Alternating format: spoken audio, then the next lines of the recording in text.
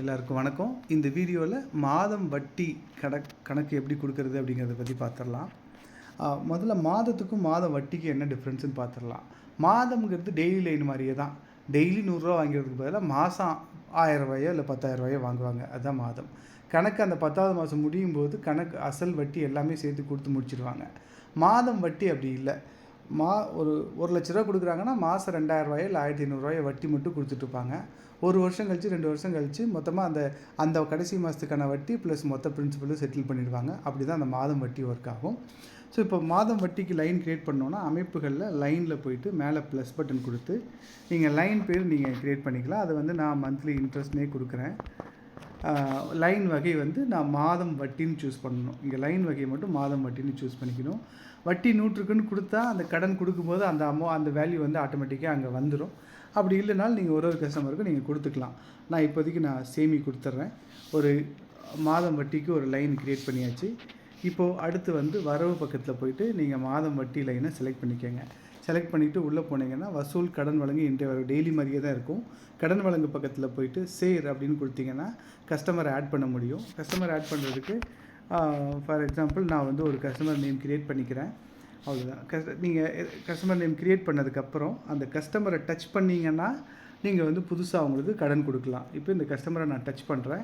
Touch பண்ணும்போது வட்டி வகை அப்படின்னு ஒன்று இருக்குது. அந்த வட்டி வகைனா என்னன்னு சொல்லிடுறேன். வட்டி வகையில் போய் பார்த்தீங்கன்னா மாதம் தினசரின்னு இருக்கும். ஒரு சிலர் என்ன பண்ணுறாங்கன்னா 30 நாள் 31 நாள் 28 நாள் அதெல்லாம் கணக்கு இல்லை. எனக்கு மாதத்துக்கு 30 நாள், எல்லா மாதத்துக்கும் 30 நாள் வட்டி வாங்குவாங்க. ஒரு சிலர் வந்து டெய்லி பிரகாரம் வாங்குவாங்க.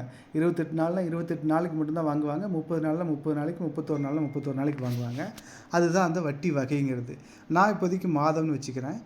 வட்டி வரவு தேதி வந்து ஃபார் எக்ஸாம்பிள் அவங்க என்ன பண்ணுவாங்கன்னா, இப்போ இன்றைக்கி 29ஆம் தேதி, 29, 30, 31 இந்த 3 நாளைக்கு மட்டும் டெம்பரரியாக ஒரு அமௌண்ட் வாங்கிட்டு எப்போவுமே 1ஆம் தேதி டு 30ஆம் தேதி வட்டி வாங்குற மாதிரி வச்சுருப்பாங்க. அந்த மாதிரி வேணும் அப்படின்னா மாதத்தின் முதல் நாள்னு வச்சுக்கோங்க. ரெண்டாவது இன்னொரு ஆப்ஷன் கடன் கொடுத்த தேதி. இந்த 29ஆம் தேதி கொடுத்துருக்கோன்னா அடுத்த மாதம் 29ஆம் தேதி வட்டி வாங்குவோம். அப்படியும் வச்சுருக்காங்க. ஸோ அதனால் நம்ம எப்படி வேணுமோ அந்த மாதிரி வச்சுக்கலாம். ஸோ இப்போதைக்கு நான் கடன் வழங்கிய தேதி அப்படின்னு வச்சுட்டு க்ரியேட் பண்ணிடுறேன். தொகையை வந்து நான் ஒரு 1,00,000 ரூபாய்க்கு நான் க்ரியேட் பண்ணுறேன். மகிமை இல்லை வட்டி 100க்கு வந்து நான் ஒரு 2 ரூபா கொடுத்துட்றேன். கொடுத்துட்டு இங்கே உங்களுக்கு ஏதாவது டாக்குமெண்ட்ஸு ஏதாவது ஃபோட்டோ இல்லைன்னா டாக்குமெண்ட்ஸ் ஏதாவது அட்டாச் பண்ணணுன்னா நீங்கள் அட்டாச் பண்ணிக்கலாம். அட்டாச் பண்ணிவிட்டு சமர்ப்பி கொடுத்துடலாம். சமர்ப்பி கொடுத்தோன்னா இந்த கடன் கொடுத்த உடனே அந்த கணக்கு வந்து வசூல் பக்கத்துக்கு வந்துடும். இப்போது இதில் என்னென்னா, இப்போ இன்றைக்கி தான் கடனுக்கு கொடுத்த மாதிரி கொடுத்துருக்கோம். இப்போது நம்ம என்ன பண்ணலான்னா, நம்ம ஒரு பழைய டேட்டில் கொடுத்த மாதிரி இருந்தால் அந்த வட்டி வரவு இது எல்லாத்தையும் கொஞ்சம் கிளியராக பார்த்துடலாம். அதுக்காக நான் என்ன பண்ணுறேன்னா, இப்போ கொடுத்த கடனை எடிட் பண்ணுறதுக்கு என்ன பண்ணணுன்னா, நீங்கள் ரைட்லேருந்து லெஃப்ட்டில் தள்ளினீங்கன்னா கடன் திருத்து அப்படின்னு ஒரு ஆப்ஷன் வரும். அந்த கடன் திருத்துங்கிற ஆப்ஷனை கிளிக் பண்ணிவிட்டு நம்ம என்ன பண்ணிக்கலாம்னா, இந்த லோன் வந்து மார்ச் 1ஆம் தேதி கொடுத்த மாதிரி நம்ம போட்டுக்கலாம். மார்ச் 1ன்னு கொடுத்துட்டு சமர்ப்பி கொடுத்துடலாம். கொடுத்த உடனே இப்போ பார்த்தீங்கன்னா வட்டி வந்து 151 நாளைக்கு 9,933 ரூபாய்னு காமிக்குது. ஸோ இப்போ நம்ம வட்டி வரவு வைக்கணும்னா இந்த கஸ்டமரை டச் பண்ணிங்கன்னா வட்டி வரவுன்னு ஒரு ஆப்ஷன் இருக்கும். அதை டச் பண்ணி நம்ம வட்டி வரவு வச்சுக்க முடியும். இப்போ இந்த வட்டி வரவுக்கு போகிறீங்க. வட்டி வரவு பக்கத்தில் இங்கே 9,933ன்னு காமிக்குது.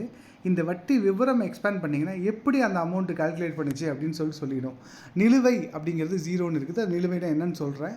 தேதி வந்து 1/3லேருந்து 30/6 வரைக்கும், அதாவது அந்த 4 மாதத்துக்கு முழு மாதத்துக்கு மாதம் 2,000 ரூபா விதமாக 4 மாதத்துக்கு 8,000 ரூபாயும், இப்போ நடக்கிற கரண்ட் மாதத்துக்கு 1ஆம் தேதியிலேருந்து 29ஆம் தேதி வரைக்கும் 29 நாளைக்கு டெய்லியிலையும் வட்டி கால்குலேட் பண்ணி இந்த அமௌண்ட் எடுத்துகிட்டு வந்திருக்கு. ஓகேங்களா? ஸோ இப்போது இப்படி தான் இந்த வட்டி கால்குலேட் பண்ணியிருக்கு அப்படின்னு சொல்லிடுச்சு.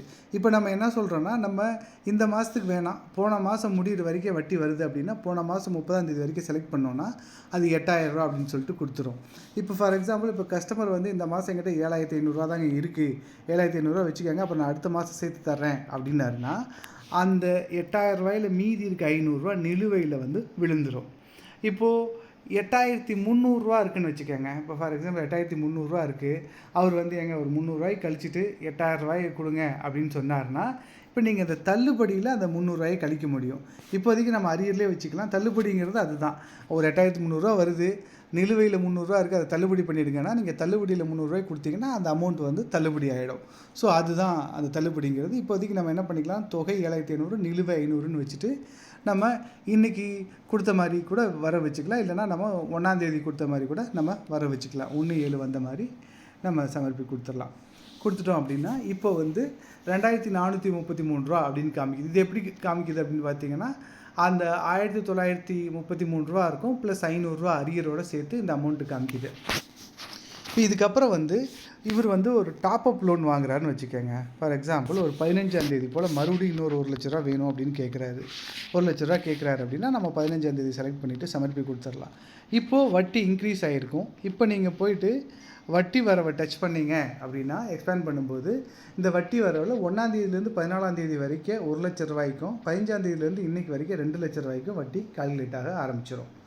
ஸோ இது வந்து இதுக்கப்புறம் நீங்கள் வர வைக்கிறது வச்சுக்கலாம் எப்படின்னு சொல்லிட்டு. அதுக்கப்புறம் வந்து கடன் வரவு என்ன அப்படிங்கிறத பார்த்துடலாம். கடன் வரவு நீங்கள் டச் பண்ணிங்கன்னா, ஃபார் எக்ஸாம்பிள் இந்த மாதம் 20ஆம் தேதி அந்த ₹2,00,000 ₹1,00,000 மட்டும் கொடுத்துட்றாருன்னு வச்சுக்கோங்க. ₹1,00,000 கொடுத்து நம்ம கொடுத்துடலாம். கொடுத்துட்டோம் அப்படின்னா இப்போது பார்த்தீங்கன்னா